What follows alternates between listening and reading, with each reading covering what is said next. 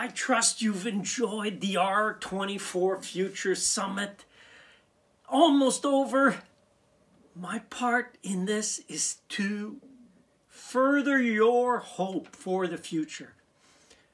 Jeff Lawton likes to say, we could solve all the world's problems in a garden. Even more so if you can add trees. Do you have a garden? Can you add some trees? Hey, whatever your situation, whatever your circumstances, wherever you're at right now, there is hope. Remember that. Yes, there's lots of bad news. Yes, there's lots of things. This summit has really, hopefully, opened your eyes to show you that, you know what? I didn't know we're doing that. I didn't know we could do that. I didn't know that's where we're headed. That's what I want to talk about. That's what I want to try to instill in you. A hope for the future, because the future is bright. There is so much you've learned. If you've watched just one presentation, if this is the only one, if you've watched 5, if you've watched them all, or if you're rewatching them in the replays, hope, didn't someone once say, rebellions are based on hope? Yes, because you are a part of this hope, this rebellion, well, this movement, this regenerative transition. We need it, and we need you to be a part of it. Let me give you a few examples, a few predictions, a few insights into what the future will be like. For some of you, it might be 2 years from now. For some of you, 10 years from now. Some of these may be a generation from now, or 2. But it will change. It has to change. Forget for a moment your now, your bad news, whatever you just heard. Maybe you've just heard some bad. Forget it for a moment. And imagine with me the future. A future, the future, based on insights, based on ideas, based on what people have presented in this summit. Because they've given you glimpses of what the future will be like, if done, if applied, if used. If you accept that transformation, imagine your future, your regenerative future now. Imagine you walking in your own Garden of Eden, your own food forest, your own oasis, your place where you can eat from your own trees, your own garden. And for some of you, that means being able to eat from your trees all year round. That is quite amazing. And for some of you, you're already there, partly there, and you'll be there more, and you've planted, and things are coming. It just takes some time. For others like me, it's seasonal, and you can store the abundance from the season to last you all year round. Also a place to listen to the birds and the bees, and just a place to really recharge, to really feel inspired, to realize there is hope. When I walk in the permaculture orchard, if I don't look at the things that need to be done, but I look at what has been done and how it will progress in the future, knowing there's resilience, knowing there is systems and patterns that have been put in place that will just get better with time. Pretty soon, you're going to inspire others. If you started and I have just 2 trees, 3 trees in my yard, pretty soon you'll inspire others on your street, in your neighborhood, in your whole region.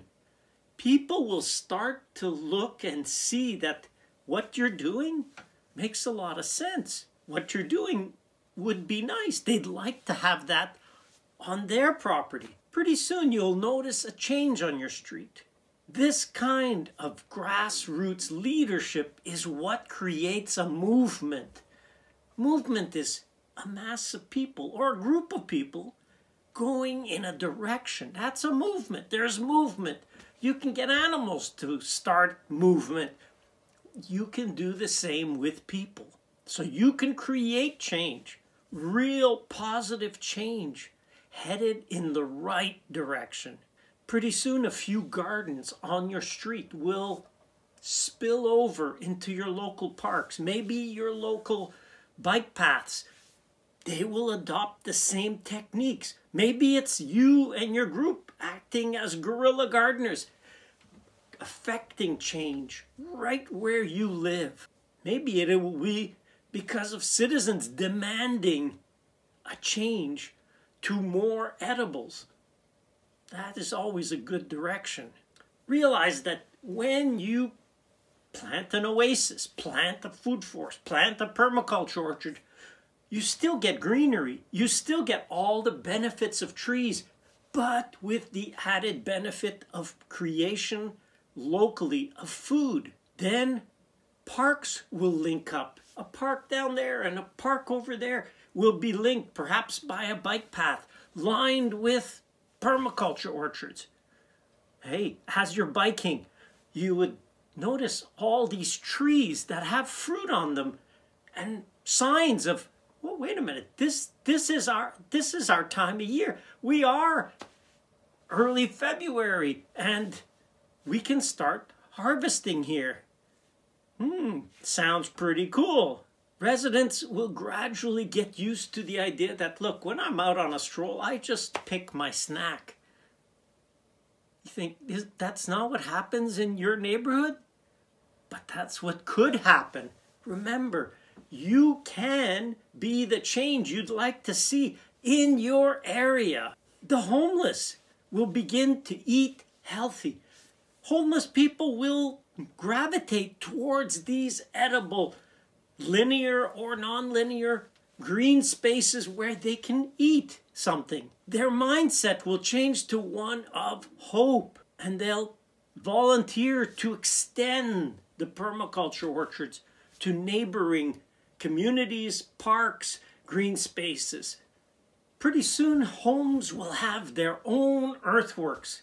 Imagine having your own earthworks on your property, harvesting rainwater. Maybe it's rainwater harvesting tanks.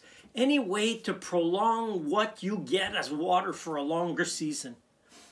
Homes will soon have attached greenhouses. You say, I already have one. Fantastic. But that it become the norm for south-facing, or sun-facing, I should say, sides of a house or houses should have attached greenhouses. Attached because it extends the warm season to the fall, and it extends the springtime, or it makes spring come earlier in the greenhouse.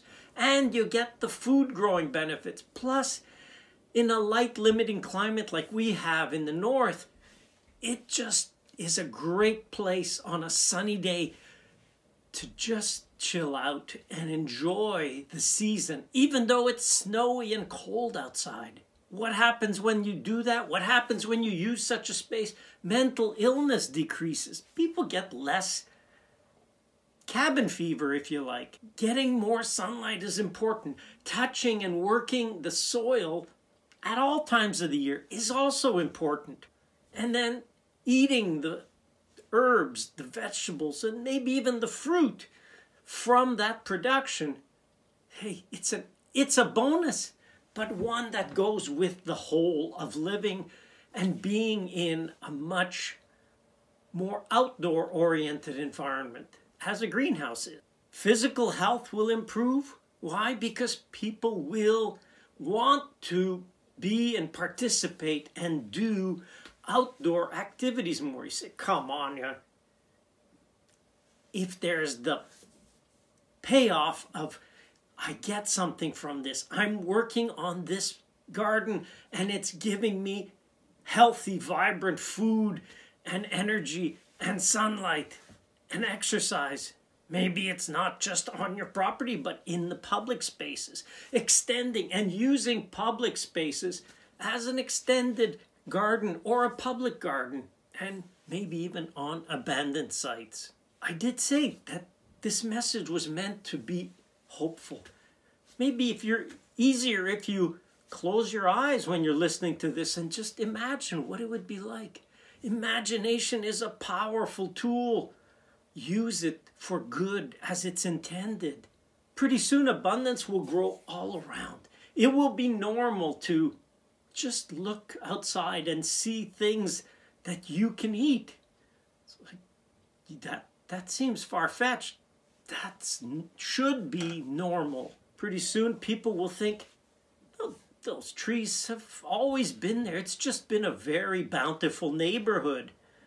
If you've ever seen The Global Gardener, where Bill Mollison shows Davis, California, and Bill Mollison loved that neighborhood, most of all because of what it did for people and just showing that it's normal, in that case, to be surrounded by such abundance that the children just grow up figuring it's just normal. Harvest flowers, harvest the fruit, gather things for drying.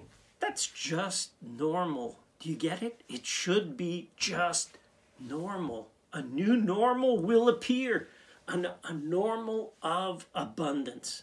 How do we get there? How does this happen? Well, a permaculture mindset is important, and it will become far more prevalent than the really small percentage of people who have it.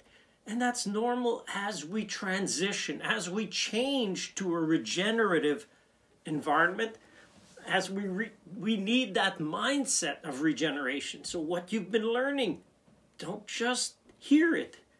Begin to think about it, begin to imagine it, and begin to apply it. One of the offsets of the permaculture mindset is produce no waste. Waste will not be a waste. Waste will really be viewed as a resource. Hey, look, we have this that's being produced that isn't being used. What are we going to do with it? Where can we use it? Can we grow mushrooms on it? Can we raise chickens on it? Maybe we can get eggs out of it. Maybe we can distribute some of it to the homeless. Maybe we can apply some of it through the apps like Too Good To Go. And ideally, there should be a hierarchy of any food waste should first go to people, then go to feed animals, then go to feed worms, yes, they are an animal, and then go to produce compost. And perhaps a loop in there creating biogas. It's just a function of using waste, but looking at it not as a waste, looking at it as a resource. It will be required that new construction consider the sun and shade in building. Solar panels will be commonplace. Like, it's just normal. You have a roof. Well, do you need a roof or do you need solar panels? Combining the two, even better. You have a roof made of solar panels. The cost of electricity will continue to decrease. You say, well, no, it's always increased. But as we copy what nature's given us, which is tremendous energy, free, incoming all the time, and we harness that energy. So obviously electricity will be very important, and it will be gradually replaced more and more and more by renewals to the point where, can you imagine people at one time were burning fossil fuels to generate electricity? Yeah, it will be like, wow, that was the dark ages. With that, electric vehicles will be everywhere, and not just vehicles for transportation. Trucks, transport, buses, and even tractors and equipment will move towards electric powered. Hey, I've switched. And let me tell you, I don't ever want to go back. And now I'm looking at everything I have that is used on farm. Well, why is this still burning gas? Let's get it going on battery powered. Because honestly, not having fumes is a great thing. Not having the extra maintenance of a gas or diesel powered motor, that's even better. Electric motors are so reliable. There's so much less maintenance. It just makes so much sense. And if we harvest that free resource from the sun at a cost, yes, but it's coming every sunny day. It's coming even on cloudy days. You still get some. So solar and electricity will be ubiquitous. Of course, farmers will produce their own energy. They won't be reliant on diesel and the change of the price of diesel. They will use solar and gather their own electricity, and they will use electric battery-powered tractors. Duh. As well, farming won't be outside the city. Where things are farmed will mesh more with where people are, especially as you get into the freshness is important. Vegetables, fruit, these things will be grown closer and are integrated into the city so much more. All the waste that is left, not just food waste, but there's so many waste streams that will be tapped into to produce compost, mushroom compost, worm compost, and compost to feed the farmland in the city and close to the city. That loop will be closed more and more. Let's step back and look at the bigger picture of farming. And a lot of farming is grain production. What will happen to grain production? Well, it will decrease. You say, but there's going to be more people. Yes, there'll be more people, but we still won't need as much grain because people will come to their senses and the economics will show that we need to regenerate the soil. And what better way than to integrate animals onto land, raise animals outdoors in a healthier environment where they can impact the land and regenerate the soils. Hey, we know that we can get a 0.5% to even 2% increase of organic matter by bringing animals, especially herbivores, onto the land to pulse grass, perennial growing grasses and forbs. Why? Because why are we feeding them grain? They are not granivores, they're herbivores. They eat herbage, grasses, forbs, and forage, and browse.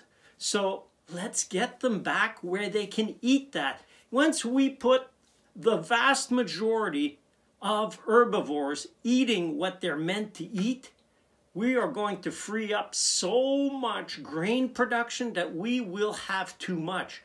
We'll be able to allocate large parts of those areas currently in grain to grow other things, to grow agroforestry, to grow natural areas, to grow wildlife areas.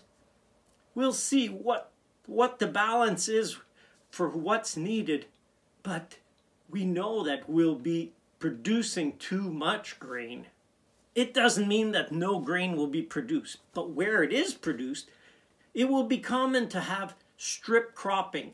I like the idea that you determine how wide the strips are by the implement that you are harvesting with, because harvesters are usually the critical factor in grain production. So if you have a 10-row harvester, then that will be the width of your strip. You won't have 2, 3, 4 monoculture-sized large fields growing grain. You'll have strips. And what's the value and the virtue of strips? Is your field is no longer one large entity.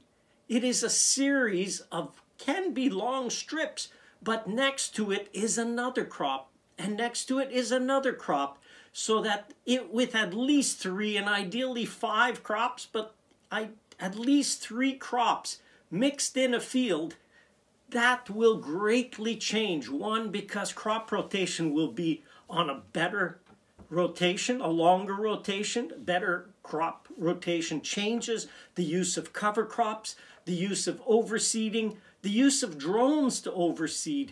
All these things will become so commonplace. but mostly starting with strip cropping. That will be an important addition. Monoculture fields will be a thing of the past. To see a large field of all one crop, which we know has been a disaster in degeneration of farmland. So let's get back to strip cropping. You say, well, that's complicated. The majority of equipment now runs with GPS, and it will just keep increasing. So with GPS plugged in, with your field maps plugged in, it's a very simple thing. In fact, we're right there now that we can let our tractors go through the fields on their own. It's used even in orchards now. So that will become the norm. You won't need to be in the field driving your tractor. You will just need to input the cropping schedule, the cropping sequence, and the sequence of when the crop will be seeded, when, and that won't even just be determined by your experience, but by sensors. It will change. It will change to the better. But that's already there now, and it will become commonplace. So it's very, very, not just doable, it's inevitable. I mentioned cover cropping, and we think of cover cropping as mixing in one cover crop, kind of like a monoculture approach to cover cropping, but we do know, and people are using now, cocktail blends of 10, 15 or more species mixed in to do what? To mimic what grows in nature. There is always a diversity of species in nature. Let's get more regenerative by focusing on copy. Yeah, imitate, mimic what nature is doing because it works, because it makes sense. The whole notion of using herbicides, pesticides, fungicides, that will be viewed as, wow, that was from another era. That was when farmers didn't know how to work with the soil, didn't know how to regenerate land. So the idea of putting poisons will be really viewed as that was a crazy experiment. Thankfully, it's over. I mentioned that animals will be moved outdoors. And we're talking herbivores and ruminants like cows, sheep, goats, bison, elk. There's a lot more depending on what climate, what country you're in. But these ruminants will be grazed in mixed species flocks. I was fortunate. I got to study mixed species flocks when I was, many years back when I was in grad school. And I learned how those interactions, how one species benefits just because they're close to another species. And the same thing will go on a broad scale, and that will be the norm. You're not going to be looked at as just a cattle farmer or a sheep farmer, but you're really a grass farmer. You will learn to balance how much of what species do you use for my conditions, for how much browse I have, whether you have a lot of agroforestry or none. And all this will be fine-tuned as we get better in tune with what nature will do naturally in the easiest way where we are. I say mixed species will be the norm, but not just for ruminants, because all the animals that can follow, primarily birds, that can follow the ruminants, which is what the pattern of nature is. You see these large herds, and then you see these large flocks of birds coming in and foraging because the ruminants, the animals that are eating the grasses and the forbs and the browse, are stirring insects up and exposing what's in these clumps. So birds like chickens, geese, ducks, guinea fowl, emus, ostrich, these will be able to follow after the ruminants, and they will forage as well in mixed species flocks. Try it. I've tried it for years. And yes, there is a little adjustment when they first get placed together, but if you give them enough room, if you don't crowd them together, they work it out. They actually benefit from each other. They learn the clues of alarm, and it just works like nature intended. I forgot turkeys in there. Turkeys are essential. They're the velociraptors of the bird world currently. After that, you'll get the mammals. So things like pigs and rabbits can follow after these as a cleanup crew. And they can benefit and they can forage and they can eat just from what the others have deposited or left. Mob grazing, and that's the term used currently. I predict for the foreseeable generation or two, we will view it as mob grazing. So this mob grazing will stimulate the grasses, the forbs, to put down roots deeper, to pulse their roots, which is what any old rotational grazing system did if you rotated. And the key is how long you leave the animals in. So the quicker you move them in and move them out, the better it is for the grasses. Overgrazing, that will be viewed as a cavalier management of the past. We will adjust, we will find better ways, and we'll be able to, with our phone, know, hey, they were there yesterday, they were there last week, they were there last month, and we'll be able to plan rotations so simply that it won't make sense to overgraze. We will manage better, and it will be for the good of the animals and the grass and the soil.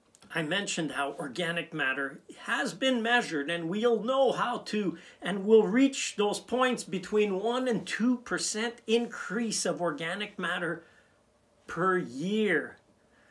People have said, oh, soil takes thousands of years to build. No, it doesn't take thousands of years. It can be done in just a few years with the right species of animals, the right species of grass adapted to your area. We know this isn't new, and it will be so commonplace and so low cost compared to what is done currently that it just won't make sense to do it any other way. If you really want to get, and that's what will happen, is occasional dustings of rock dust and biochar will rocket those soils with the addition of the organic matter from pulse grazing. Those soils will rock. They will be mineral rich from the rock dust. They will have the highest feed value. Protein and mineral contents will be fantastic. Animals will absolutely fatten on it, and fattening animals is a great thing. And eating that fat is even a better thing. So I mentioned rock dust. So rock dust is not something new. It's simply simulating what nature has done occasionally since the beginning of time. Volcanic eruptions create some dust. That dust falls, thinner or thicker amounts. But that's why the richest soils in the world are near active volcanoes. Because that occasional dusting, and sometimes it's not so occasional, but even if it's every few generations, that additional rock dust, volcanic dust addition creates the most mineral-rich soils. This kind of valuable addition of the minerals and the high, or I should say the long-duration carbon from biochar will double and even triple production for a lot of areas. I've seen it, and you've got to experience it. Try it. You can do it. You can try it in your own yard, in a potted plant even. Just try seeing what that does. And as those soils crank up in production, but also in quality, and also in grass, vegetable, fruit quality, this will be really the basis for nutrient-dense food. Now, take this all in context, and you can see that if we double or triple the productivity of certain soils, it's like we've just doubled or tripled our existing base of farmland. And soils will increase so much more above the 40-year baseline. Just take currently the past 40 years, and soils have generally been really going downhill. It's been not regeneration for a lot of soils on average, it's been degeneration. So take that 40-year timeline and what is going to be done And what will become normal will be doubling, tripling above that baseline. So we'll end up with more farmland than we need. Deep, fertile soils will not just be something people will say, yes, that's what it was when the buffalo roamed. Deep, fertile, rich, nutrient-dense soils will be something of the current era, not just of some past era. In fact, the whole regeneration movement will not just bring soils back to their historic highs, but it will surpass what was in the past, because we know how to surpass them. And as it's applied and used on a broad scale, it will be exciting to see. Human nutrition, eating these dense, nutrient-dense foods of meats, vegetables, fruit, grain, seafoods, will cause that one by one degenerative diseases will be eliminated. They will be replaced because of regenerative. You see the corollary, degenerative versus regenerative? That's why we need to focus on regeneration, because it completely obliterates anything that is degenerative, whether it's human health or practices on soil that are really degenerative. They degenerate the soil. So focus on regenerative, even for human nutrition. Let me just say that along the way, as we journey from where we are today to what I'm hopefully creating in you, some starbursts of hope and views of what will be, along the way, you will have to decide what you will feed on. And I say feed, you think we're talking human nutrition, we're talking food, right? Food is something we feed on, but food is the least important of the things we feed on. Because we can feed our body, but we need to feed our mind, our soul, our emotions, and our spirit. Those are the most important foods. So be careful what you feed on. Have you ever heard the term, in my feed? Hey, that's an interesting term, in your feed. Social media has feeds. Well, be careful what feed you feed on, because it can affect you. You say, sometimes I'm on there and it just, yes. So let me give you some homework.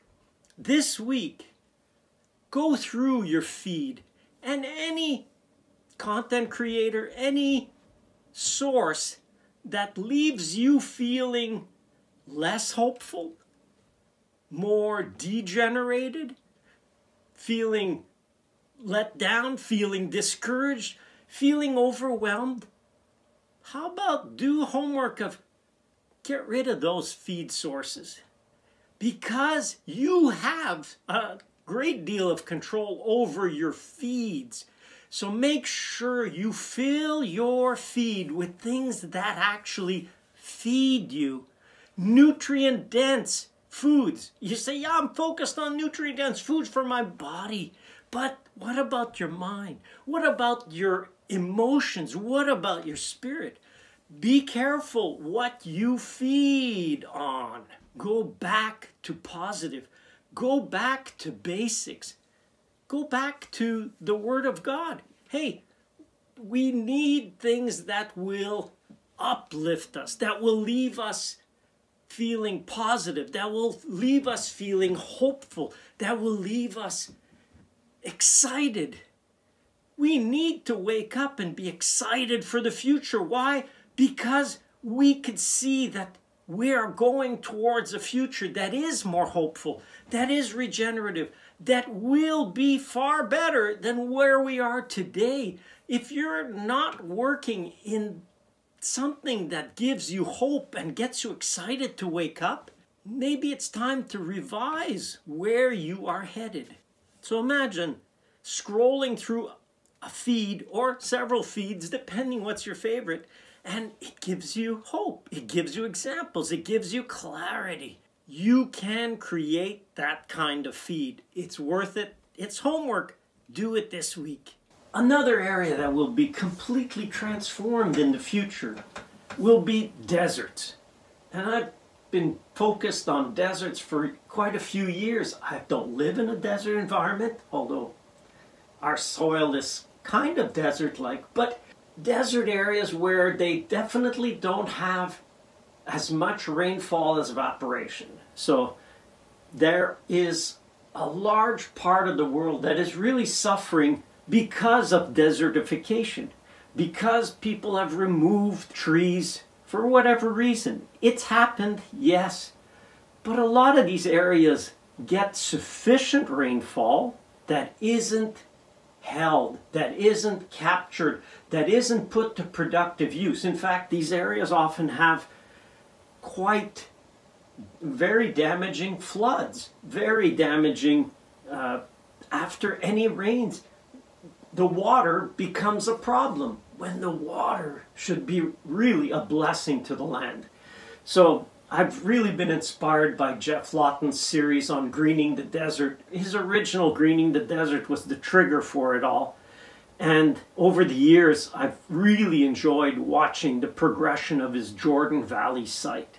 If you're not familiar with that work, go see Jeff Lawton's YouTube channel and look at the Jordan project. One video that really is mind-blowing is to see the 10-year progression of the site from a barren, rocky hillside to a green oasis. And if that doesn't inspire you, don't work on deserts. Don't focus on it. Don't bother with it. Go to another ecosystem. All of them need your help, but you're not called to work on all of them. So work on the one that resonates with you. It could be the kind of area that you grew up in, and that's fantastic. Every area needs regeneration. But for deserts, we know now what we need. We need to make the water that lands there be far more stretched out in time, in the soil. Water is the key. And that's just the first part, but it's an important first part. We need to structure, shape the land to retain that water. And there's been several technologies and systems and ways of doing it that have worked incredibly well. Why aren't we doing it more? Why aren't we doing it on a bigger scale? So in the future, there will be fleets of ROVs, remotely operated vehicles, that will function off the sun. Some in battery, some direct from the sun. If you're in a desert environment that's sunny 10 hours of the day, sunny enough to power a vehicle, I was inspired by this when I saw how the Mars rovers were operated for over 10 years and they were directed from Earth, and now they're being directed partly on their own. So we know how. We know the techniques that work. We know the kind of equipment that can make a difference. There's systems out there that can make that these pieces of equipment, this, let's say a tractor or a grader, that will be powered by the sun, that will operate remotely as a fleet. So you may have 2, 5, 10 of them working on a watershed, working on one watershed, moving towards the next watershed. What can they do? They can create swales. What can they do? They can imprint the land. What can they do? They can use rock rakes to make rock dams or low rock walls, to create everything to slow the water, spread the water, and allow the water to sink into the land instead of being a danger or a menace in these desert environments. So for me, that's one of the aspects, one of the things I will be working on in the future. But let me tell you, for me, the future is not difficult. I live in the future and I come back here in the present to do what I need to do to be able to go back and be in the future. I've lived all my life that way, and I feel comfortable with it. It took me years to realize that for me that's normal. It's not the same for most people, but I've always imagined and lived in the future. I've always seen what could be. It's never enough to know that's what is. And I've always asked, well, why is it that way? I was the kind of kid who would ask, why? Because it was never enough to know that's just the way it's done. No, why? Why is it done that way? And my imagination would take over. And as I learned and as I had building blocks to make the imagination actually be based on a more solid foundation, I realized that we can do this. It's just a matter of putting human and capital resources and knowledge together to make the changes, and demonstrating them is important. Taking people's examples that have worked is important. If it worked there, why won't it work there? And how can we do more of it? How can we do it better? Faster? Yeah? More, better, faster? Yes, because the clock is ticking. Because we need to regenerate the earth. That's my calling, and I don't know whatever is your calling, but that's just one ecosystem on the planet that needs some attention to get it started. And then there's the whole part of replanting it and revegetating it. And like I say, I know that the planet can support more if we work with the systems, and people have traditionally done that for small areas or sometimes in a little bit larger areas. There are old examples for every system. Many times they've been either forgotten or virtually wiped out. But we have historical record, we have archaeological records that show that people have worked with nature in a way that's made their ecosystem, their environment, their habitats better. And we really need to get on with it. The oceans. Oceans? There's several oceans, but the ocean makes up 72% of the planet. So it is a blue planet. We think of green, and we focus a lot in permaculture on green, these places that'll grow plants. But the ocean, we consider it the blue part of the planet because ocean looks like blue, but it could look a lot more green. And green does not mean bad. Green, we think, well, it's green, it's terrible, it's full of algae. But algae is the engine of the ocean. Algae is phytoplankton. It's a whole living component of the ocean that captures the light of the sun and turns it into food. That's the base of all life in the ocean. Starts with plant life. Yes, there's in the near shore or in the shallow areas of the ocean, you do have and you can grow macroalgae or aquatic plants. Yes, kelp and so on. Those are vitally important. They're fantastic. Seagrasses, all of that is on a small part of the ocean. They could make up an important part of how much photosynthesis grows, and they are important. They are vitally important. We should work on those areas. But the vast part of the ocean is deeper water, is open ocean. I consider there's two pillars to the ocean that really needs to be regenerated. One is the shallower areas and the bottom of those areas, which really is a vitally important habitat. So where we could grow algae or macroalgae, where we could grow aquatic plants, ocean plants, kelps, seagrasses, and all of the species that grow in that, we absolutely should. That's vital. But also areas that can grow corals, areas that can grow everything that would grow in the ocean from the bottom. Those should absolutely be regarded as sacred, and we should conserve them. We should, not in a bad way conserve, but we should keep their vital functioning going. That's one of the pillars. We should absolutely limit and restrict the amount of damage to those areas. It should be regenerated. We need to restore those areas because they're the nursery areas. They're the places where fish and crustaceans and a lot of creatures go to reproduce. That's the important nursery areas for a lot of the ocean. And the second one is the open ocean, or the blue part of the planet. Now, it is blue, but it could be green, and it is historically green at times. And how does it go from blue to being green? Yes, there's seasonal changes. There's ocean currents. There are nutrient flows. There's deep upwellings, ocean mounts where a volcanic cone causes the current to actually rise and mixes the deep water current with the surface waters and the warmer, and it stimulates.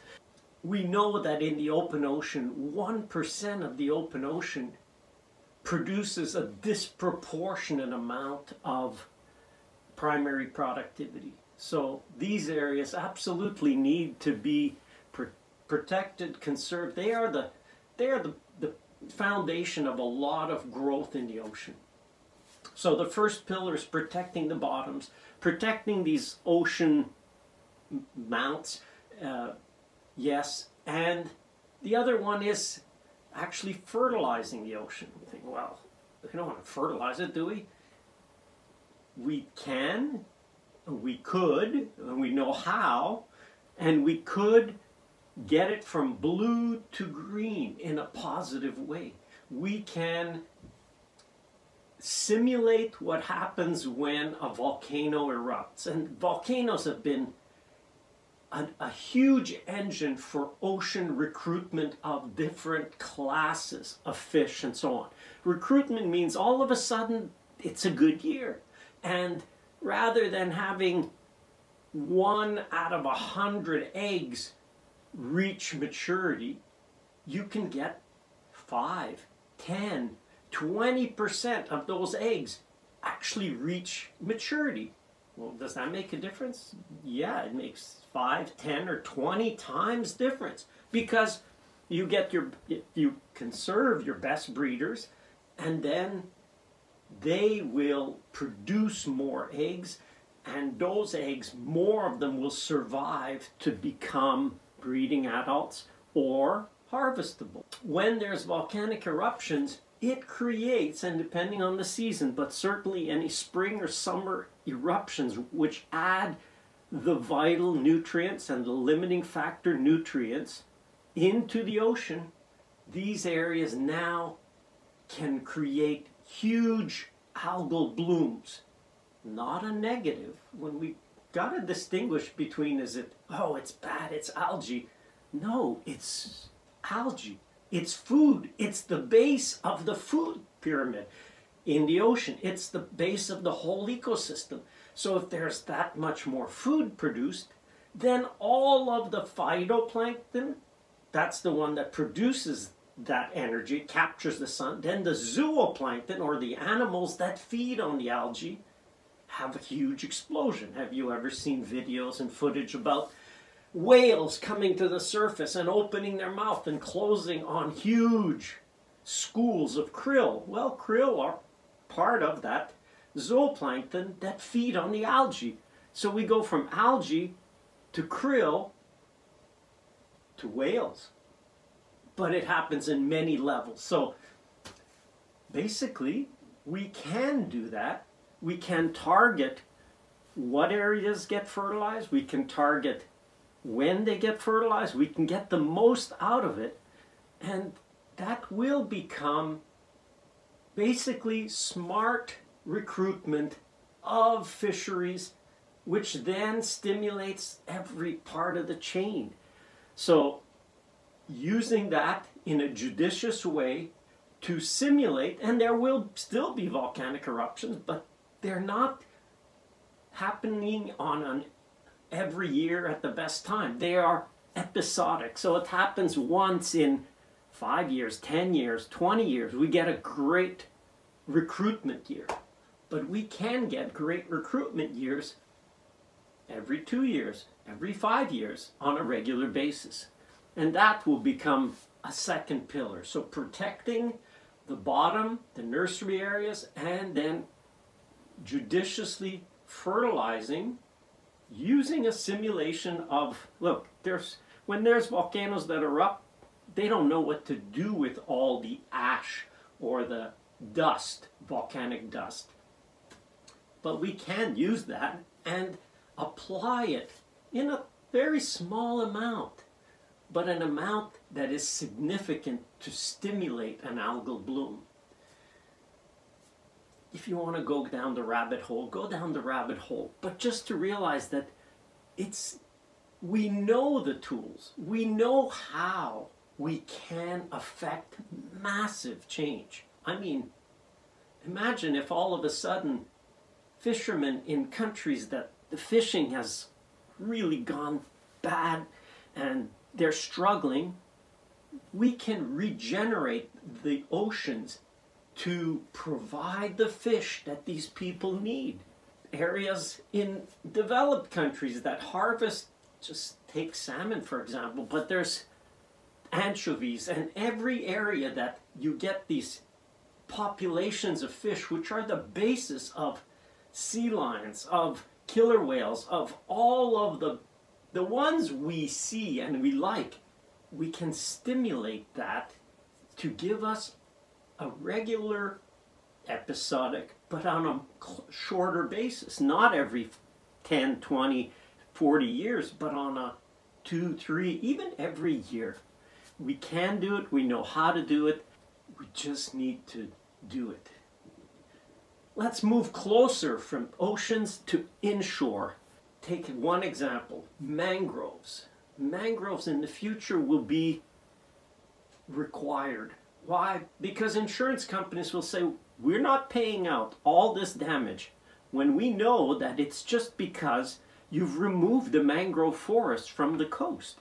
So there will be a massive push to restore the vital ecosystems that basically save lives, reduce the amount of damage drastically, because we know that the biggest plus to having mangroves is it reduces the storm surges, it reduces the wave impact, it saves lives.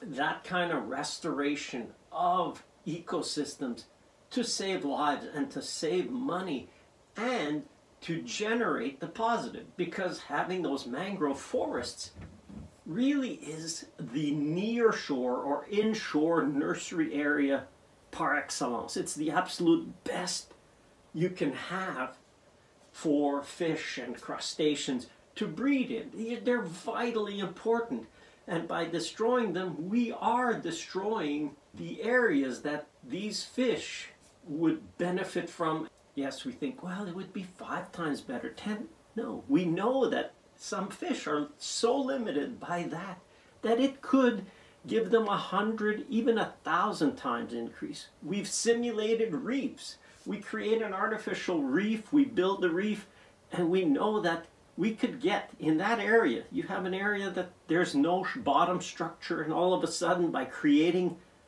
a reef that then allows coral to grow in it, we can increase the numbers of fish by 1,000 times. I get excited when I hear 1,000 times. Like some people think, imagine if you could have twice as many cattle on a piece of grass. That would be incredible. Yes, 2 times. And we could get 3 times. And for some areas, we probably can reach 10 times more animals carried on that piece of land. That's the power of regeneration. But if we apply it to other ecosystems like the ocean, like nearshore, like using kelp beds, like restoring mangrove forests, we can go 1,000 times. Oh, no, that he's exaggerating. Look it up, do some research, inquire, find out. So, how much will it benefit? Massively, massively. And I actually look forward to the day where we'll have discussions. And in the future, hopefully, we will restore a fishery for the large mammals. You think, what? Are you talking about restoring hunting of them? Yes. Why? Because just because they are intelligent does not mean we cannot smartly use that resource. You think, well, no, because, you know, a whale is smart. So you're implying because a whale is smart, we cannot harvest it. But if we say, well, what about a lettuce plant? You think, well, that's dumb. It's a plant, right? They're dumb. Are we judging because they're more like us that we're making judgment calls? I'm saying everything that grows on Earth, plant, animal, can be considered a resource. I'm not saying we should harvest everything, but historically, people have used whales as an important resource. People have used seals as an important resource. Indigenous peoples have used them for as long as we can trace them back. And so just imagine with me for a moment that we don't just reach historic highs. You know, when the continent, North American continent, was resettled or discovered, it was already discovered, but when it was rediscovered in the 1600s and 1700s, and there were these huge pods and populations of whales. And that was the historic high that people have some reckoning of how many there were. And yes, it's dropped to, many of them are probably less than 10% of those historic population highs. But does that mean, I don't even think we could get to that population level? Well, I know we can get to not just that population level, but we can actually go more than what was a historic population. Why? Because we know how. We know how we can restore the habitats, regenerate them, yes. And then actually get them working at a higher level? Yes, we know how. Why don't we do it? We don't have to just rely on farming. We can rely for a lot of protein, for a lot of food sources. We can use the ocean judiciously, carefully, managed, monitored. What do we got now? Satellites. What have we got? More and more sensors. What have we got? We can monitor and know and track harvests. We can do it. We should do it. We will be doing it. And it will become normal to even know population levels and therefore harvest them. You think, wow, I disagree. And you can absolutely disagree, and that's fine. But I look at it as a creaming of the crop. We've done our job. We've regenerated the ocean. We've regenerated the land. And now we can harvest some of the work we've done.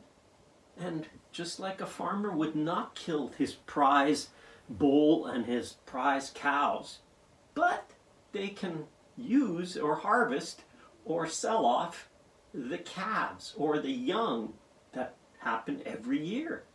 Well, we can do the same with larger animals. Keep the breeders, keep the best ones, and take some of the rest. The pioneer mentality applied in forestry, in fisheries, in whales, in everything was always take the best and leave the rest. That was the pioneer mentality. Go into a forest, look around. Ah, that one's crooked. Leave that. Let's take the best trees. Let's take the best animals. Going hunting, let's take the biggest buck. And that, when you turn it around to more of a stewardship, a husbandry, harvest some of the rest. Leave the best and harvest some of the rest. And that way you don't just have sustainable, you have regenerative, because your age classes will change the structure, because the animals will have an upgrading rather than a downgrading. We've been in an era where the forests are downgraded, the soils are downgraded. But with regeneration, we know. And hopefully the summit for you has really been a way to stimulate your thinking. Wow, that's possible. And that's the first stage, just knowing it's possible. For all you pioneers out there, I want you to realize the most important thing for you that you're doing is you're creating in people's mind the possibility. It's possible.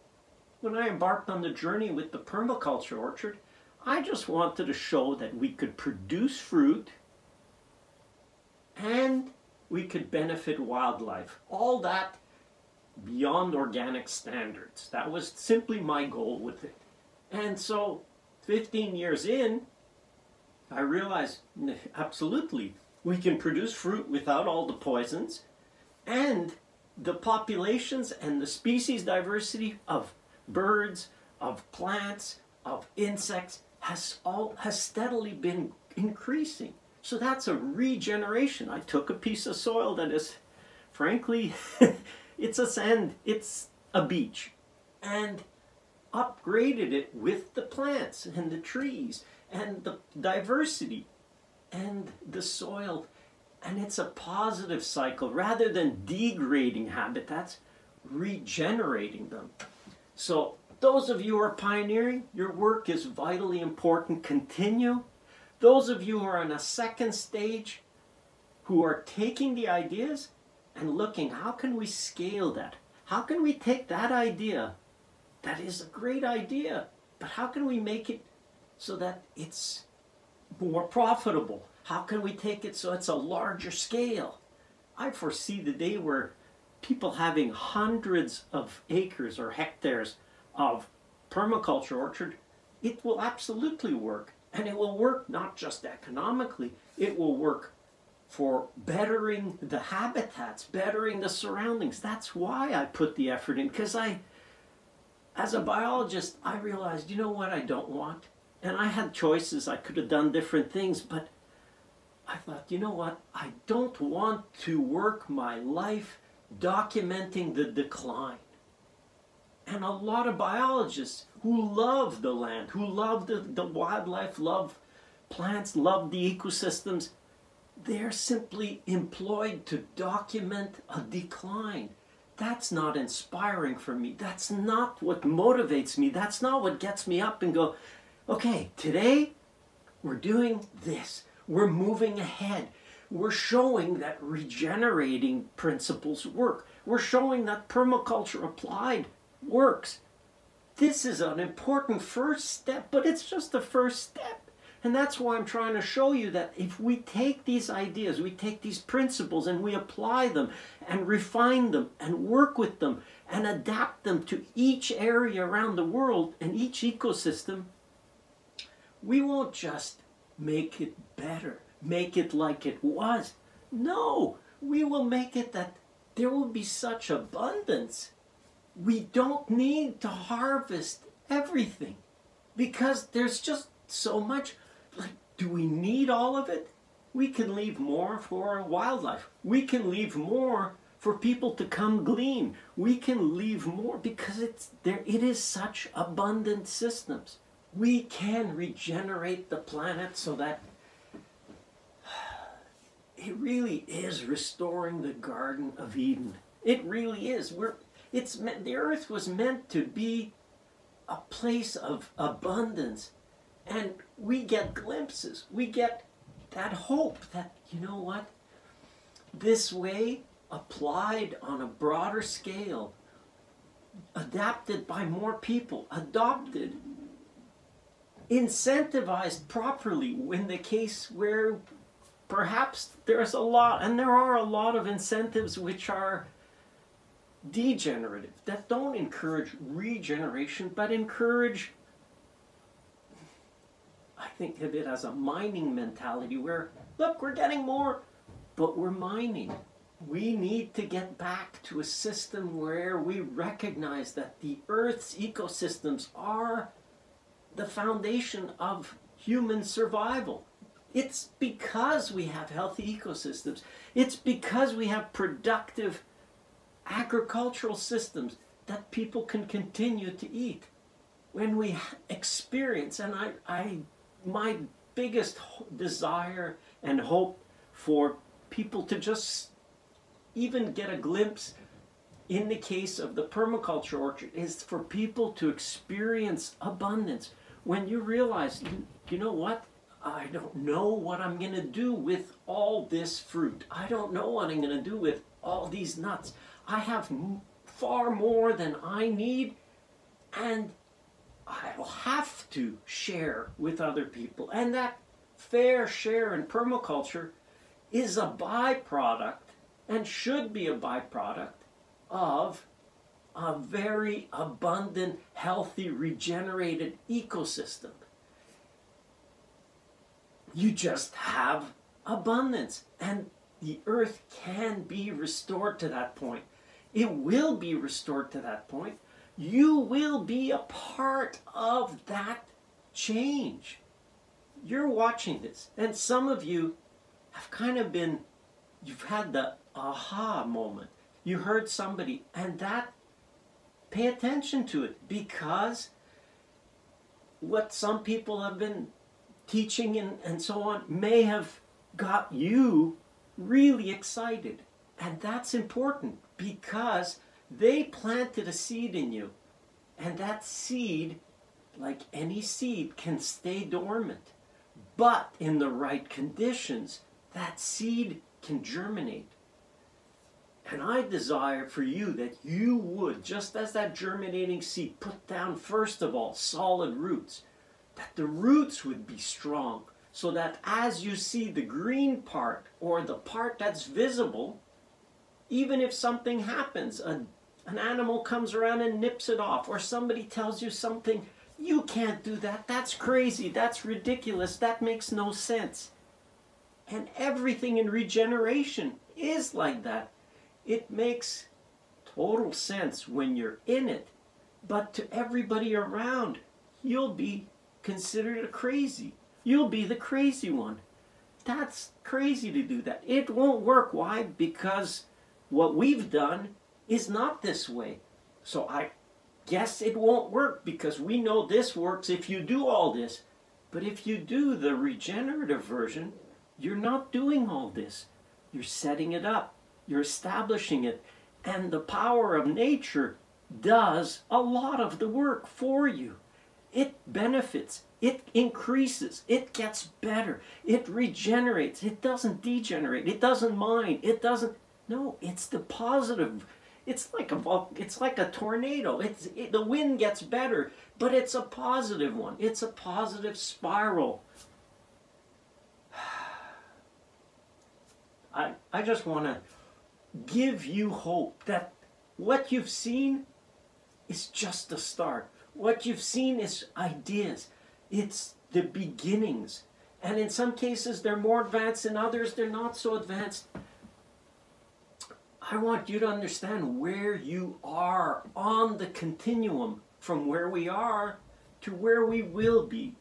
Now maybe you're in the first wave. Maybe you're in the pioneers, and we need pioneers. And that's the first step. Maybe you're in the learners, even before the pioneers. You're in the stage where you're excited by something. You want to learn more. And learning is vital. You have to learn. But I would say balance learning with doing. That's the key. Because, listen, I spent my 20s in school learning. All my 20s, a prime period of my life, was just spent learning and learning and learning and learning. And I got to the point where I realized I have to do, I have to apply, I have to put into practice some of this learning. So if you're just starting learning, do some learning, do some practice. Do some learning, try a different practice. Balance more learning. And there's seasons to learning. Wintertime is great. You're learning and you're going to apply it this year. That's great. Everything there is a season. So if it's a season of learning, learn. Watch this whole summit. Go through and watch it all. Get the whole series. Get everything. Take all the learners or the teachers that you said, oh, that I really resonate, and go deep. Go get everything that they have to learn. Because if you were inspired, if you were stimulated to go, I like that direction. I feel better learning about the plants. I feel better learning about the animals. I feel better learning about the wildlife. Whatever your direction, whatever your calling, because everybody is called. Everybody has a calling. Not everybody fulfills their calling. But everybody has something. And if it stirs in you, if it's something that and after the summit you keep thinking about one or two or three things, maybe you're meant to be the one who synthesizes, who puts those three together. Because we've just begun to learn the power of loops. Multi-species rather than one species. Multi-crop instead of monocrop. Polyculture instead of monoculture. You see, it's when we start to work with nature and work like nature and follow the patterns of nature. How does nature raise this? How does nature do that? The more we can resemble what nature's doing, the more we get on the cycles that benefit us. I was talking about the oceans. Nature does fertilize the oceans, yes. But we can take that same model and use it on a different scale, on a different time frame.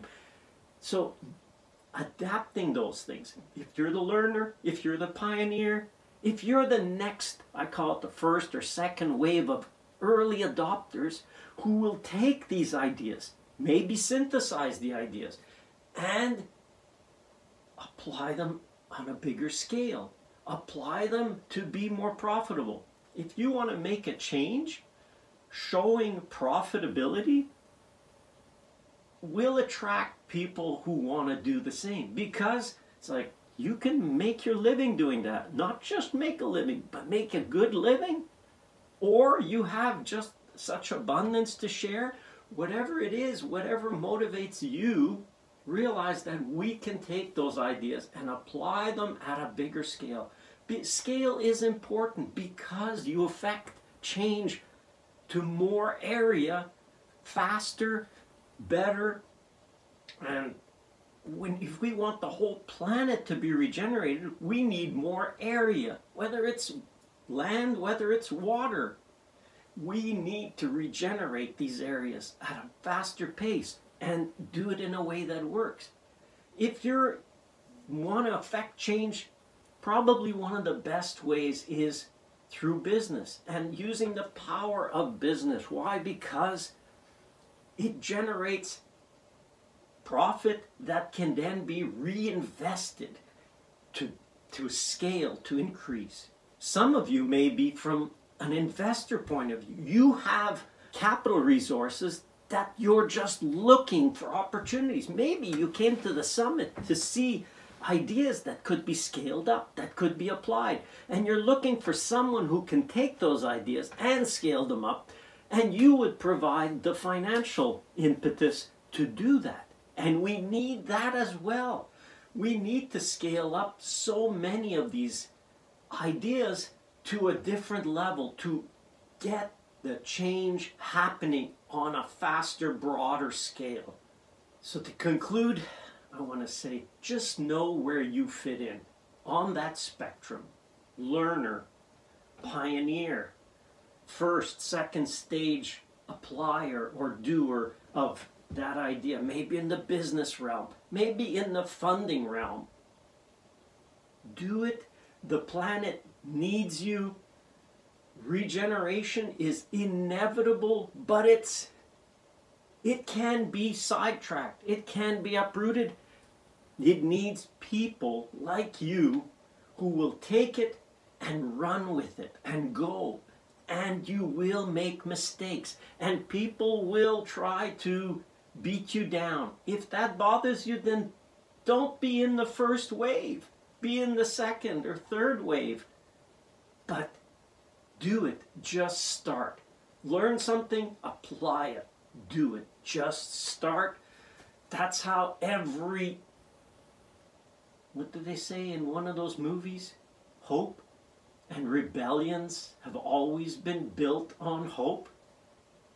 Well, I hope that you've been touched, stimulated, inspired, given hope, because hope is vitally important, and I hope I've just given you some glimpses that the future will be far better than the present, and you are a part of it. So go make 2024 your start for the R or regenerative future. Thank you.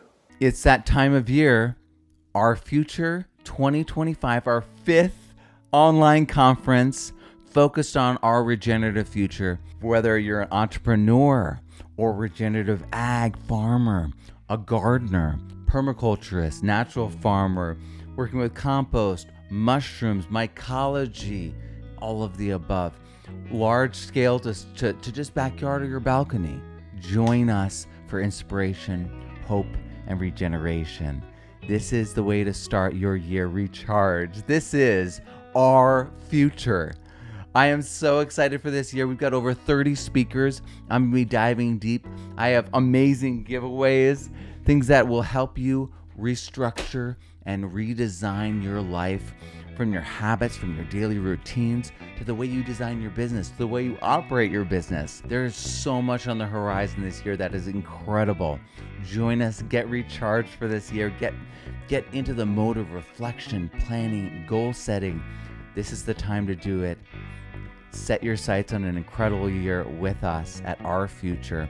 I'm Matt Powers. Grow abundantly, learn daily, and live regeneratively. And I'll see you soon. It's free, so there's no reason not to sign up. Join us.